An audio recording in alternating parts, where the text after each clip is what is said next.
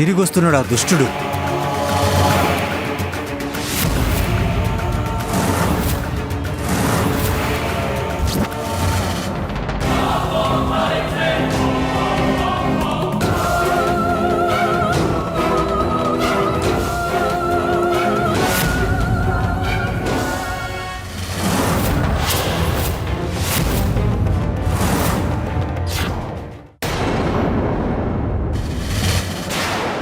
ఇంకా నాపై దాడి చేసే అవకాశం ఇవ్వను నీకు.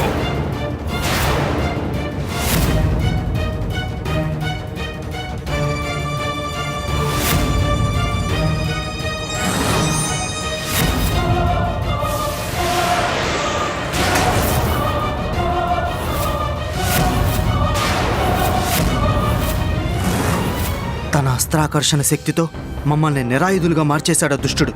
ఇప్పుడు మేమందరం ఎలా ఎదుర్కోవాలి? చాలు, ఇప్పటికే ఎక్కువైంది మీతో ఆట.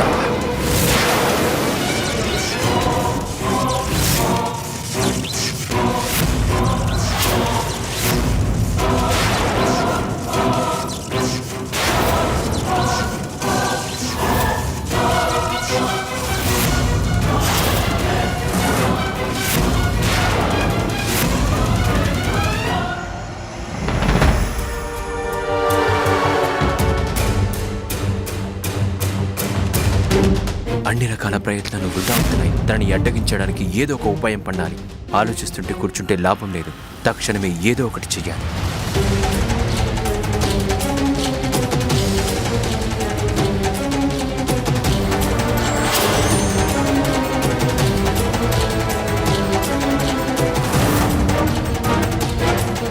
దేవేంద్రుడు ఏమైపోయాడు? ఇప్పుడు తిన్ని ఎలా ఎదిరించాలి? ఇప్పుడు మేం కూడా అంతర్ధానమై మమ్మల్ని మేము కాపాడుకోవాలి.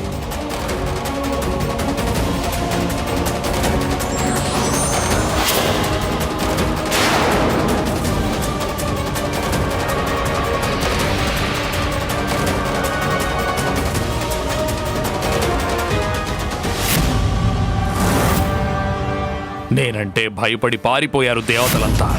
విశ్వకర్మ, మిమ్మల్ని మీరు కాపాడుకోవాలంటే నన్ను ముందుకు తీసుకువెళ్ళడం మంచిదే. అమృతాన్ని పొందకుండా వెళ్లే సమస్య లేదు. నాకిప్పుడు శుక్రాచార్యుల వారి అనుభూతి ఎందుకు కలుగుతోంది? వారు నాకేదైనా సందేశం పంపించాలనుకుంటున్నారా? సింధూరా, సందేశం కాదు, హెచ్చరించడానికే వచ్చాను. నిన్నిప్పుడు అమృతపానం మాత్రమే రక్షించగలదు. గజాననుడి తపస్సు విజయవంతంగా పూర్తి కాబోతుంది. వాస్తవిక రూపాన్ని గ్రహించగలిగే సమయం ఆసన్నమయ్యింది.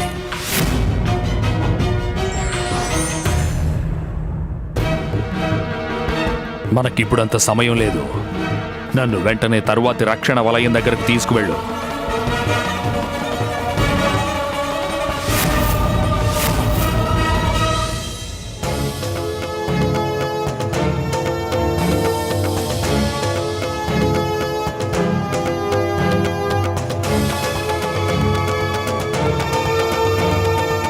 ఇప్పుడు నా శక్తులన్నిటినీ సమకూర్చుకుని నువ్వు ఎంతటి పెద్ద ఆపదనైనా ఎదుర్కొనే సామర్థ్యం సంపాదించుకున్నావు పుత్రా.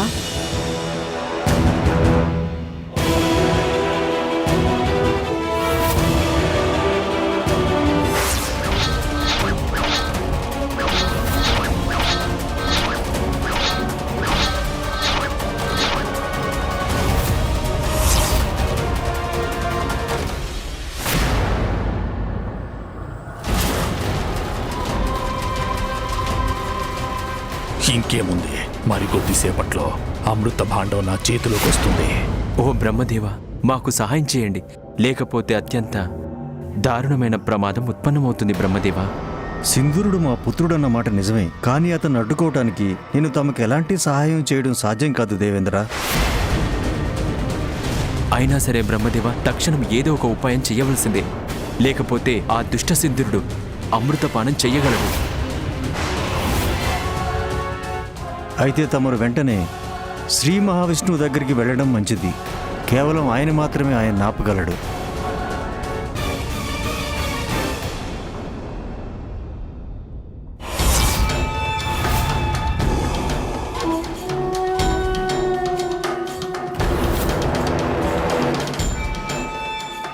దుర్గాను ఉంటే రక్షణ వలయాన్ని ఛేదించొచ్చు. పని పూర్తయ్యాక నన్ను కూడా అంతం చేస్తాడు.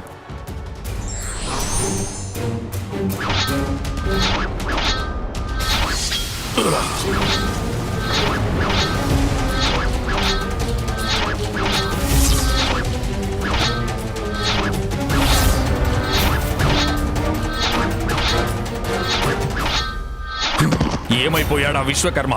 నన్నే మోసం చేయాలని చూస్తాడా?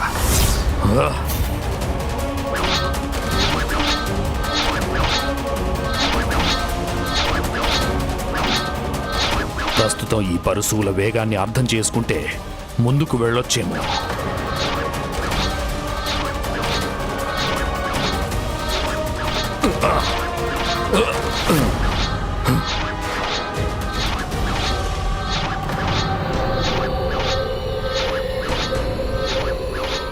ఈ పరశువుల వలయాన్ని ఎలా తప్పించుకోవాలి నేను?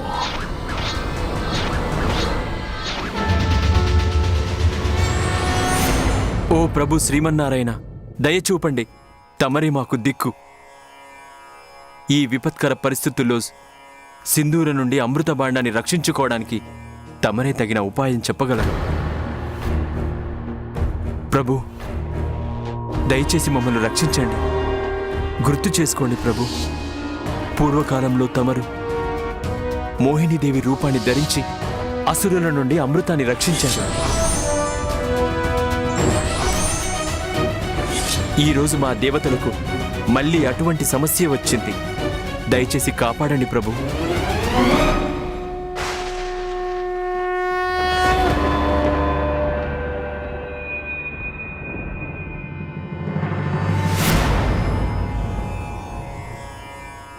ప్రమాదం పెద్దదే దేవేంద్ర. అయినా నేను ఈ విషయంలో తమరికెలాంటి సహాయము చేసే పరిస్థితి లేదు. ఎందుకంటే సింధూరుడికి లభించిన వరం ప్రకారం మహాదేవుడి పుత్రుడు తప్ప అతన్ని ఓడించే అవకాశం ఇతరులకేమాత్రం లేదు.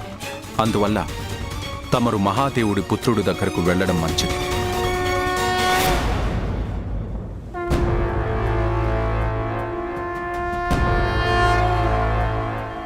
దేవసేనాపతి కార్తికేయ,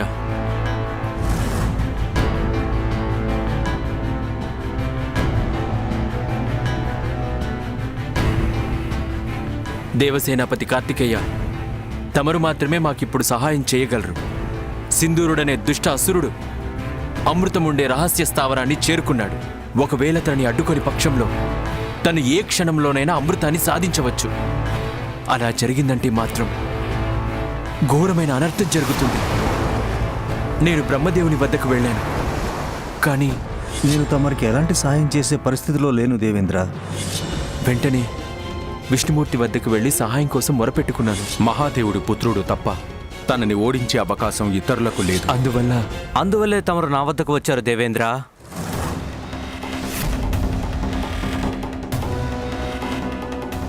కానీ తమరకు నేను సహాయం చేసే ప్రసక్తే ఉత్పన్నం కాదు దేవేంద్ర. ఎవరైతే మా తల్లిని ఇంకా సోదరుణ్ణి అవమానించి వచ్చారో వారికైతే నేను ఎటువంటి సహాయం చేసే అవకాశమే లేదు.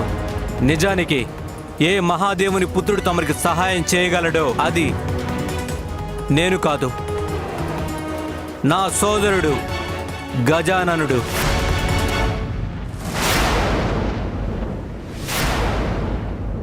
కానీ తమరు అతన్ని ఏమాత్రం పట్టించుకోనే లేదు దేవేంద్ర.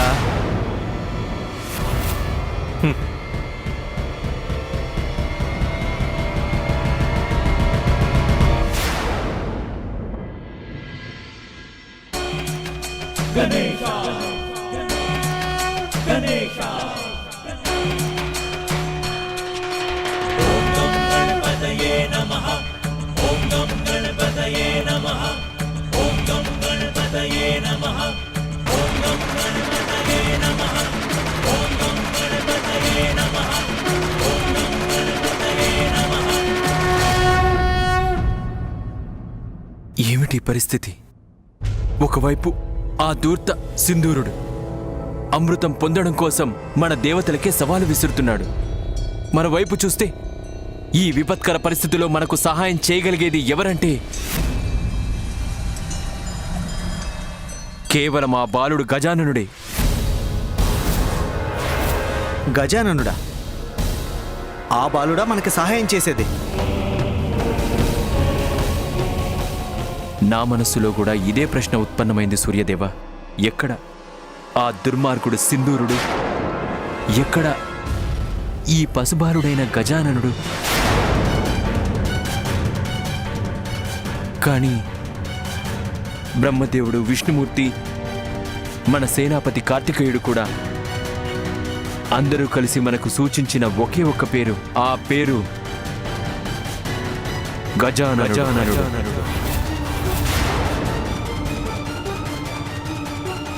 మరి తమరికి సమస్య ఏమున్నది ప్రభు?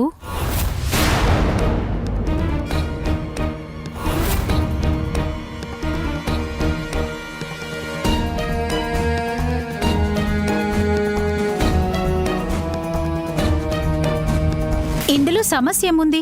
అది మీకు సమస్యగా ఎందుకు కనబడుతోంది? సమస్యకు పరిష్కారం తమ దగ్గరే ఉంది కదా. దేవి సచి, తమకు రాజకీయాలు వివరించేంత సమయం మా దగ్గర లేదిప్పుడు. తమరికి సమయం లేదని నాకు బాగా తెలుసు. అయినా తమరు వ్యర్థంగా కాలహరణం చేస్తున్నారు. సమస్య స్పష్టంగా ఉంది. ఒక అసురుడు స్వర్గానికొచ్చి మీ అందర్నీ వశం చేసుకున్నాడు. అమృతం ఉండే రహస్య స్థానాన్ని చూపించేలా పరిస్థితి కల్పించాడు. తన బారి నుండి తమరిని రక్షించగలిగేది ఒకే ఒక్కడు, పార్వతీ పుత్రుడు గజాననుడు. ఆ గజాననుడినే తమరు అపహాస్యం చేసొచ్చారు ప్రభు. స్త్రీ శక్తిని, ఆదిశక్తిని అవమానించారు మీరంతా. ఒక మాతృహృదయానికి బాధ కలిగించారు. దాని ఫలితమే ఇదంతా.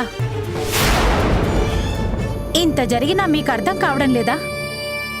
నాకు రాబోయే ఉపద్రవం గురించి ఆనాడే అర్థమైంది. ఆలయంలో పూజలు నిర్వహిస్తున్నప్పుడు మాత క్రోధాన్ని వ్యక్తం చేస్తున్నట్టు దేవి దుర్గా చేతి నుండి త్రిశూలం జారిపడింది. ఇప్పుడు పార్వతీదేవి పట్ల జరిగిన తప్పును సరిదిద్దుకునే అవకాశాన్ని తమరు తన దురాభిమానం కారణంగా పోగొట్టుకుంటున్నారు స్వామి. చాలు!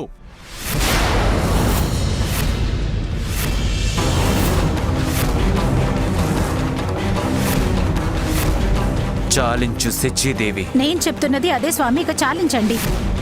అసురుల నుండి అమృతాన్ని రక్షించడం దేవతల ప్రధాన కర్తవ్యం.